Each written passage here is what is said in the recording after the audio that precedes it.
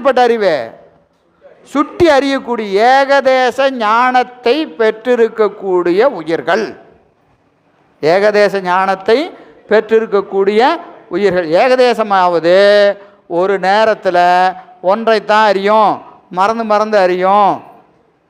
அதெல்லாம் சொல்கிறோமா இல்லையா? ஒன்றை அறியும், மறந்து மறந்து அறியும், அவத்தப்பட்டு அறியும். இதெல்லாம் எதுக்கு?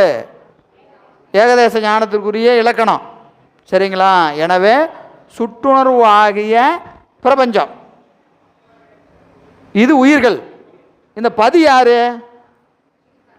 சுட்டுணர்வு இன்றி நின்ற சங்காரம். அவன் என்னது? வியாபக ஞானம் உடையவன். இறைவன் வியாபக ஞானம் உடையவன். ஆன்மாக்கள் ஏகதேச ஞானம் உடையது. உனக்கும் அவனுக்கும் வேறுபாடு மிகப்பெரியது. அவன் ஒரே நேரத்தில் எல்லாவற்றையும் அறிவான், எல்லாவற்றையும் செய்வான். ஏன்னா போன பாட்டில் சொல்லிச்சா இல்லையா? நோக்காது நோக்கி நொடித்தன்றே காலத்தின் தாக்காது உளத்தில் கண்டு காலதத்துவம் போல இறைவன் ஒரே நேரத்தில் படைத்து காத்து ஒடுக்குவான். ஏன்னா அவனுக்கு என்ன ஞானம்? வியாபக ஞானம். வியாபகம் ஞானமுடைய இறைவன் உலகத்தை படைத்து காத்து ஒடுக்கினால் அவன் விகாரப்பட மாட்டான். ஆனால் சுற்றுணர்வுடைய ஆன்மாக்கள் என்னாகும்? விகாரப்படும். அது மட்டுமல்ல, இந்த ஏகதேச ஞானத்தையும் அவன் வழி நின்று தான் இது அறியும். ஏதோ கொஞ்சமாவது இதுக்கு இருக்குது, சரி அதுதான் இதுக்கு சுதந்திரம் இருக்குதான்னு கேட்டால் அந்த சுதந்திரமும் கிடையாது. அறிவித்தால் அறியும்.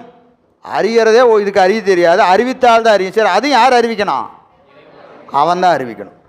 அவன் அறிவித்து நீ அறிஞ்சிட்டு நீயும் நானும் ஒன்றுன்னு சொல்லலாமா? அந்த கொஞ்சம் ஐயா நீ எவ்வளோ பெரிய ஆளாக வேணாலும் இரு, எனக்கு அறிவு சிற்றறிவாக இருக்கட்டும். ஆனால் சிற்றறிவுக்கும் என்ன கிடையாது? நான் சுதந்திரம் கொண்டாட முடியாது. அது சிற்றறிவும் யார் கொடுக்கணும்? அவன் தான் கொடுக்கணும். அப்போது என்னது? இறைவன் முன் ஆன்மா சடம் போன்றது. 7ஆம் நூற்பாடு சொல்லுவார், யாவையும் சூனியம் சத்தெதிர்பார். சத்துக்கு முன்னாடி நீ என்னது? அசத்து தான். சும்மா பேருக்கு நீ அறிவுடையவன் சொல்லிக்க வேண்டியது தான். அந்த அறிவும் யார் கொடுக்கணும்? அவன் தான் கொடுக்கணும். அவன் கொடுக்கலன்னா இந்த அறிவே கிடையாது. இந்த மறந்து அறியிறமா இல்லையா? அந்த கூட நமக்கு கிடையாது. எங்கே கிடப்போம்? கேவலத்தில் கிடப்போம்.